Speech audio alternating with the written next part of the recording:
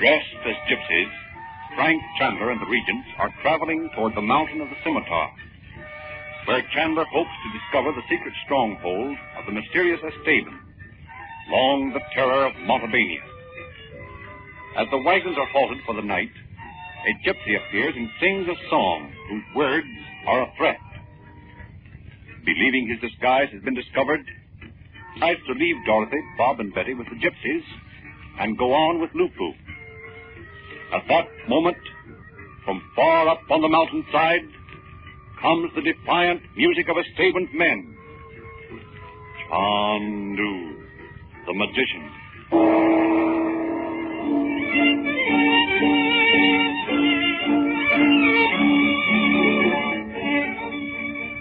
Where do you suppose they are, Lupu? Coming down into the valley here? Maybe there'll be another raid. No. They are not coming down into the valley. I know it. They only play to frighten you away, Chandu, as they have frightened all who live in Montevideo for many years. Where are they? They must be very near.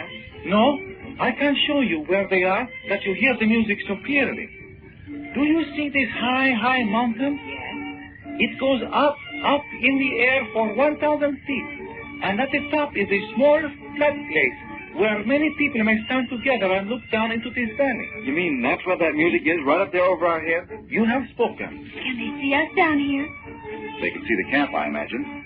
But it'd be impossible to distinguish people at this distance, even if it were light. So they probably would think this is just an ordinary gypsy camp, huh, Uncle Frank? Yes. The fact that fellow came here and sang that song shows they know we're here. Or at least that I'm here. But maybe that music up there is just a signal, Frank. Maybe there are men all around us among the trees in the dark. Oh, no, Dorothy. There'd be no reason for that. Well, there might be, Uncle Frank. What if they just wanted to swoop down on this camp and attack it? Oh, don't be silly, Bob. Why should they want to fight Lupu and his family? No. They do not want to fight with my people. They think to frighten Chandu, whom they fear. Well, are your people friendly with this gang of Estebans, Lupu? They have never been enemies of my people, and I would not fight them now. Only that the slayer of my brother is with them. What makes you think the man that killed your brother is with Esteban, Lupu? Many things. Lupu, do you know who Esteban really is? He's not a gypsy, is he? It is said he is, but there are many stories told of him in the camp as in the town. You don't think he's a gypsy, do you? No, young gentleman. I believe the story that says many years ago Esteban was driven from Spain for a crime in his youth. Gee, I wonder what he did. It is said he disgraced his family. Are you sure he came from Spain? I think he came from that little country they call Basque in the Pyrenees Mountains. The Pyrenees? That's where Natasha came from. That girl I dragged out of that slave place in Alexandria. Wouldn't it be keen if we had to go to the Pyrenees? Well, I don't know much about geography, but I can just see you running up one side of a mountain and down the other trying to find Natasha when you don't even know her last name. You couldn't talk to her if you did because she didn't speak a word of English. Remember how she sat there in that cushion at Eustace and just cried and didn't say a word? Remember, Mother? Yes, dear. But you're interrupting Uncle Frank's plan. Oh, I'm sorry, Uncle Frank. What was it you were saying? I want to ask Lupu a few questions about Esteban before we go any further. How old is Esteban supposed to be, Lupu? Oh, Chandu, no one knows. He must be an old man.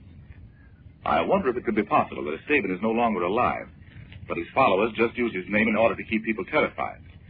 That's what Mr. Mason thinks, and he's been here a good many years. I think that is not so, Chandu. How would Esteban's band remain together and not be torn apart by quarreling if he is no longer living? Oh, it might be that someone else rules the band now. He surely wouldn't overlook training someone to succeed him. Chandu, you will not mind if I ask you one question? Of course not, Lupu. What is it? It is said that the wife of Mr. Mason has been sent away to Paris. Do you know if this is true? Why, yes, it's true. How do you say you heard it? In this small country, what one man knows, all men soon hear. Do you know why she has gone away? Why do people say she is gone? It is said she is ill of some strange thing. And I wonder. Have you heard anyone say anything about Mrs. Mason suffering from poison? No, I have not heard. But myself, I have wondered if it may be. Do you really think it might be possible? If I think so, it does not mean it is true. But Mr. Mason has learned very much about the gypsy. And there are some very bad men among the gypsies, as well as among the child. You mean somebody's trying to get rid of Mr. Mason, too, huh, Lupo? That is what I think. There may be one who believes Mr. Mason has been in Montebello too long. Oh, I never heard of such a heartless thing. Who could be cruel enough to plan it? And how could they do it if they did plan it?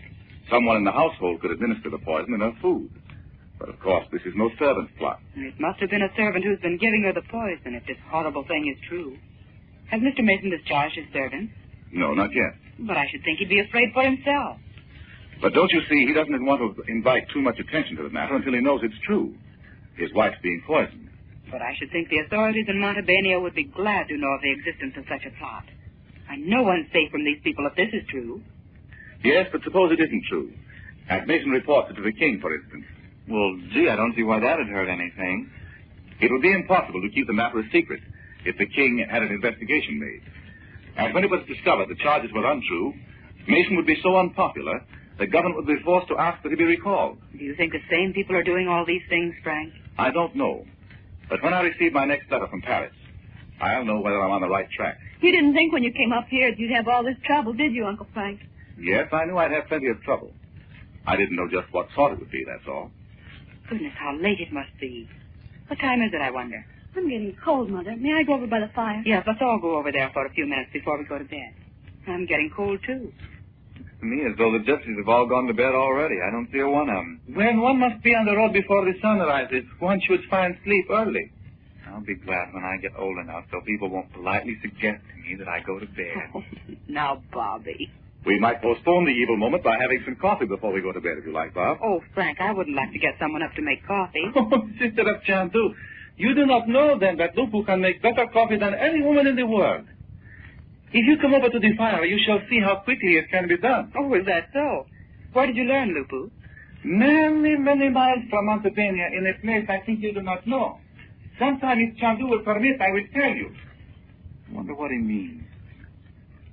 Gee, I bet he's had a lot of fun in his life, wandering around all over the place. Didn't have to go to school or anything. Don't forget somebody shot his brother. That wasn't very pleasant, I guess.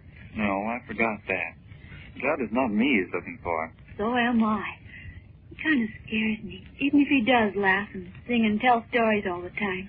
Well, Uncle Frank, I don't see who that man could have been that Nick would know and run away from. I'm sure it was one of the Stavens men. But I don't see why Nicholas should run away from it.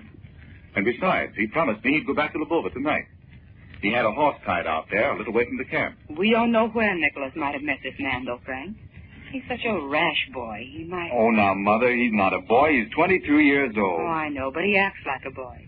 Well, he thinks it's fun to run into danger. I don't see why a Stavens men would be out here looking for Nick. Oh, but they weren't looking for Nicky. That man was singing that song for Uncle Frank.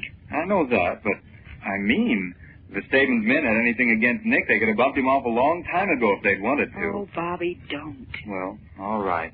I certainly don't understand it. You say, Uncle Frank, you don't suppose Nick is chasing that fella, do you? If he is, he's making the mistake of his life. I can't believe he'd be so foolish. But he doesn't know about this plot, Frank. Yes, he does. I told him about it tonight. And he'd probably think it would be a great adventure to follow that man right into a Stavens camp if he could. Boy, I don't blame him. I think that'd be keen. Not thinking of trying it, are you, Bob? Bobby, for heaven's sake. Oh, I'm not going to. I know it was silly to go down there to that shop the other day with that old man. You don't have to tell me that. You can't blame Daddy and me for being interested in finding Nick, can you? Of course not. But you might have known there was something wrong with the man when he wouldn't come with you and tell me the story. Or even tell Mr. Mason. Oh, Uncle Frank, don't scold him. It was my fault as much as his. Oh, I know we've done a lot of silly things, like getting lost in the catacombs and going out to look for that underground passageway at Naji's palace. Oh, but we'll never do it again. Honest, we won't, Uncle Frank. Will we, Bob? Gee, no. The next time anything like that happens, I'm going to stand right out in the middle of the street and count up to 1,000,000 before I believe any story anybody tells me. I hope you'll both remember that.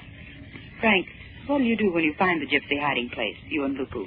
First, I want to make a sketch of the road or trail leading up to the place. so anyone can find it. So the king can send his soldiers right up there, huh, Uncle Frank? Yes, if necessary. And then if I can get right into the camp, I will. Because I want to identify Esteban. You don't think you'll know him, do you, Uncle Frank? It's possible I might, Betty. Honest? Do you think you know who he is right now? No, not exactly. But he may prove to be someone I've seen before. You don't think. Dorothy. You don't think it's who? Who, Mother? Oh, never mind.